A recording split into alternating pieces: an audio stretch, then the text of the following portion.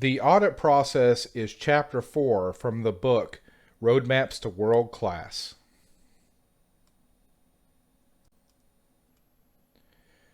The audit process has the goal of essentially resulting in Roadmaps Institute registration. The audit process is used to officially register the management capability of organizations as either world-class, proactive, mechanical, or clerical. Once completed, the organization can display their registrar seal, which is shown on the right for a world-class organization.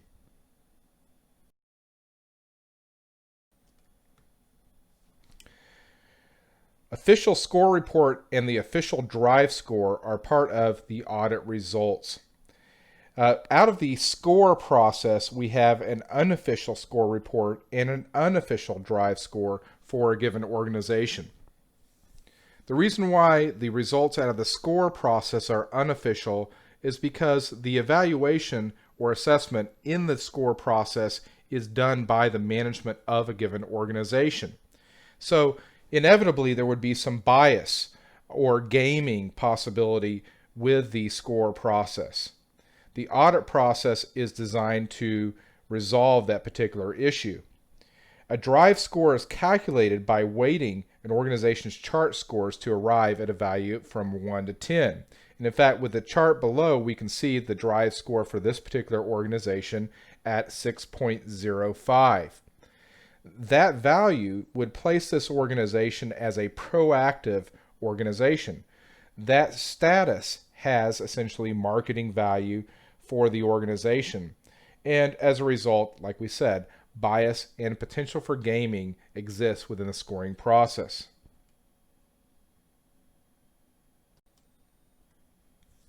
Which brings us to the need for the audit process. The audit process has 5 phases: analyze, understand, discover, initiate, and transfer. In the analyze phase, a discrepancy report is generated from the unofficial score report, and this report shows attributes to be addressed by a registrar. In the case of the picture to the right, we can see that the attributes show their unofficial attribute scores from the score process, and what actually got these particular attributes into the discrepancy report, because they're being sorted upon this, we can see this, is based upon consensus. Now, recall in the score process, in the consensus and then the optimize phases. In the consensus phase, the different reviewers associated with the organization reviewed the scores of the driver in terms of what the actual attribute scores were given for each attribute. A low consensus rating within the consensus phase was then transferred to the optimize phase. In the optimize phase, discussion then ensued that resulted in an adjustment to the attribute score. When that attribute score was adjusted, the consensus index for that attribute was adjusted to 100%, which means that there was no longer any issue with that particular attribute, at least on the viewpoint of the reviewers that were involved in the driver. Now, the ones that were not actually optimized and were essentially not discussed by the organization would go into the audit process with a low consensus. So immediately we're going to flag these particular attributes, and they would go into the discrepancy report.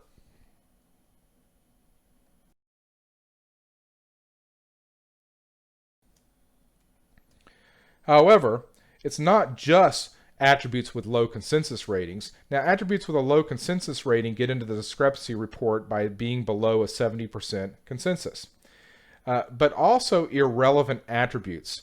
And the reason why we include irrelevant attributes within the audit process discrepancy report is because, based upon experience, in many cases, organizations will list their certain attributes as being irrelevant, when in fact you can find instances or opportunities where a given attribute could be used within the particular organization. This seems to be consistent from organization to organization, hence we flag those up front. Attributes with a predecessor violation also get flagged. For example, if a company states that they, through the score process, that they actually can engage in measurement of total cost of ownership across the chain, and yet earlier they stated that they could not even measure total cost of ownership in their own organization, then we have a predecessor violation.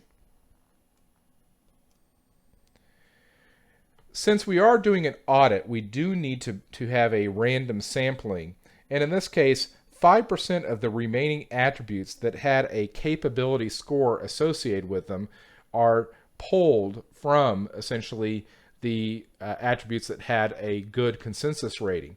And so that way the auditor gets a little bit of a sampling to try to find if there was some bias and some artificial consensus ratings were created based upon some groupthink perhaps or some bias of one of the score process chart teams.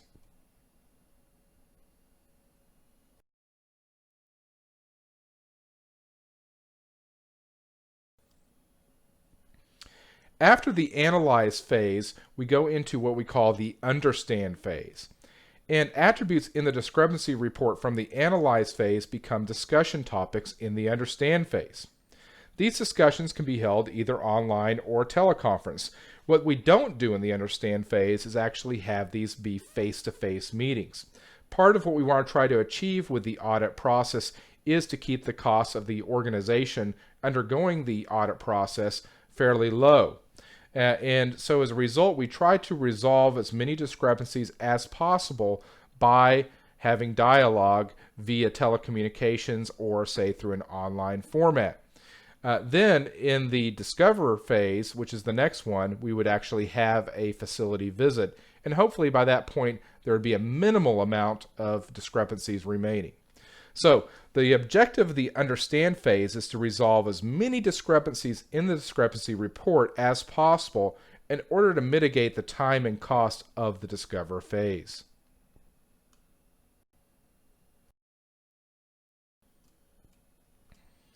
The understand phase discussion provides the opportunity for the registrar to learn the organization's reasoning behind why it scored some of the attributes the way that they did. It also gives the opportunity for the organization to defend their scores with proof. And in fact, via the electronic communications, the organization certainly could attach documents or pictures or whatever that essentially could be provided, even via mail if needed, to give proof remotely that the attribute scores were indeed valid they gave in the score process. The understand phase also provides the opportunity for the registrar to identify and request relevant documentation prior to the on-site visit, which occurs next in the discover phase.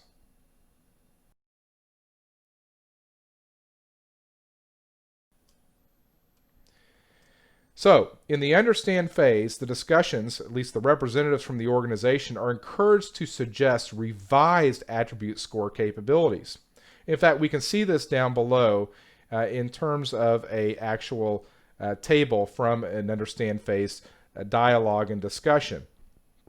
However, only the registrar themselves that actually is doing the audit process as a third party coming in from the outside has the ability to revise the discrepant attribute capability scores. But through this dialogue and this discussion, everybody can see that indeed if the revision does or does not occur.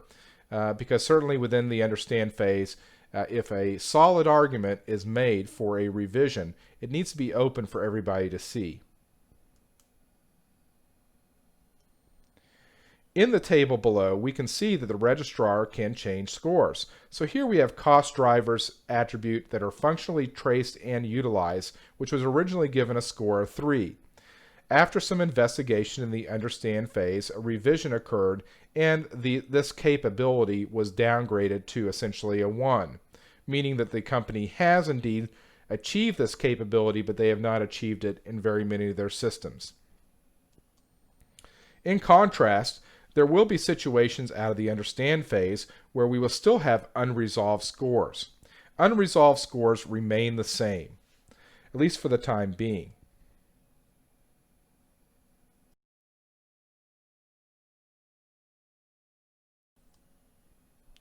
The unresolved scores or discrepancies then move into what we call the discover phase.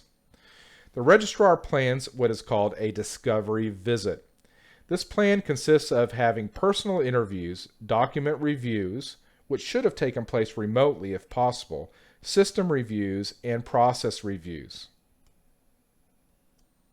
The goal is to discover the true capability score for each remaining discrepancy.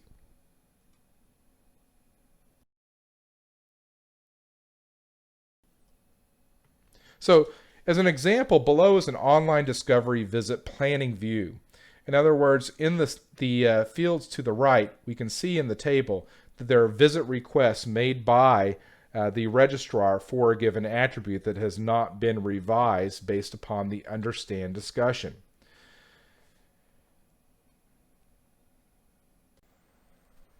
Now, the discover phase essentially ends with the actual site visit, and then there will still be perhaps some unresolved discrepancies. Hopefully not, and most of the issues can be knocked out through the meetings and discussions and gathering data and information from the organization. And the discover visit can be held in as short as 2 days. This leads us into essentially the integrate phase. At this point, an interim score report has been created by the registrar.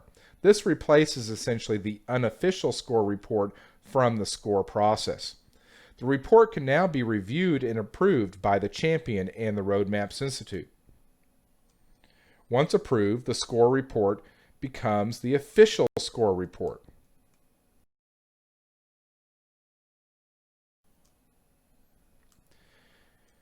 The official score report can now be transferred to the roadmap and robust processes. Since the organization is now officially registered, it may now access comparison data. All audit process reports and data are maintained by the Roadmaps Institute.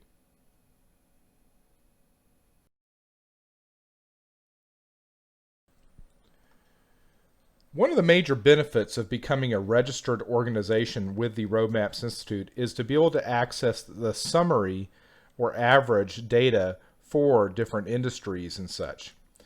Now, with respect to comparison data, we want to be able to compare your organization against world-class organizations, against other business units, divisions, mergers that might be possible, acquisitions, alliances, chains, and such. And the ability essentially, once you have an official drive score, you'll be a little more confident in how it is that your data stacks up or compares against these other organizations. Certainly the drive score enables comparisons. Now recall this figure where we have the attribute scores rolling into the chart scores, and the chart scores essentially creating what is called the drive score for your organization. The drive scores can then be rolled up into various summary scores, such as the alliance score, chain score, enterprise score, industry score, or the regional score. Let's consider for the moment the enterprise score.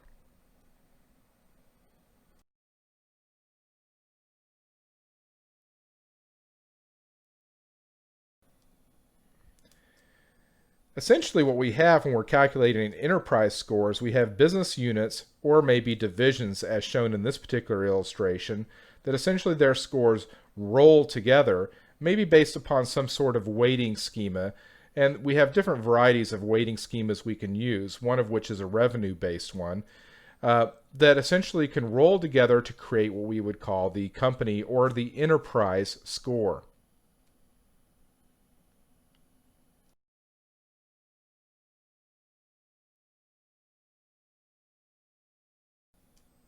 We can extend this thinking out and look at this in terms of, say, this company that we just showed in the previous illustration, and how their score can then roll into essentially a regional score. Perhaps maybe for a company in the state of California, what is the situation in terms of the overall score of companies in this particular state? Of course, we would need multiple companies involved with their data rolling into essentially this regional type of score.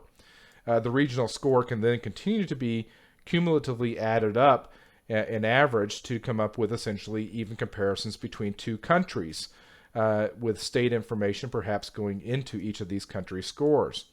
We can then actually compare even up to the continent level, such as the continent of Australia, how that perhaps stacks up against the continent of South America or North America or Europe, or even regions within these different continents. A little more interesting for most companies, though, is how their data rolls up to the chain level or their alliance organization level, and then up to essentially and compared against the industry level. So an organization that even down at the divisional level that engages in the score process and then goes through the audit process would be able to gain data to be able to compare against these various levels if they so wish. Certainly this could help to develop your strategies for moving forward into the future.